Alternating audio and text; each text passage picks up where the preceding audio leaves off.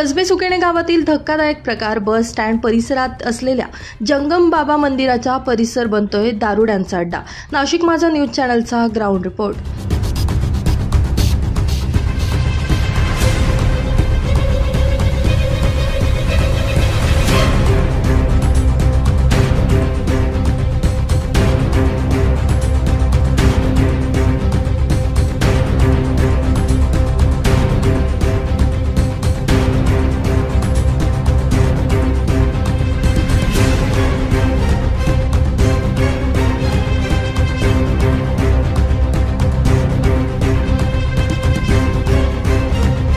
कसबे सुकेणे गावातील bus stand परिसर दारुड्यांचा आणि गुन्हेगारांचा जणू काही अड्डा बनू पाहतोय.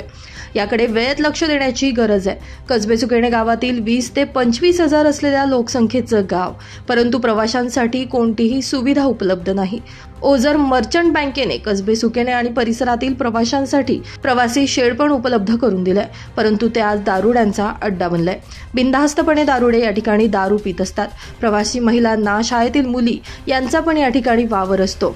मग आता प्रशासन एखादी घटना घडल्याची वाट बघते की काय, असा प्रश्न या निमित्तानं उपस्थित होत आहे. आता याकडे लक्ष देणार कोण, हा मुद्दा देखील उपस्थित झालाय.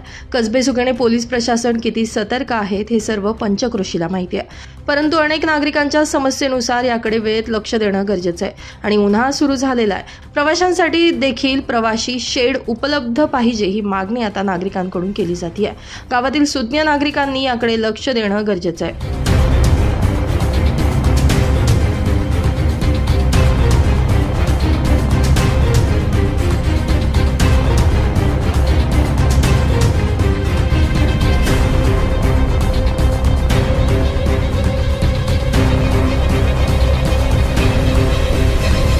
ब्युरो रिपोर्ट, नाशिक माझा न्यूज, कसबे सुकेणे.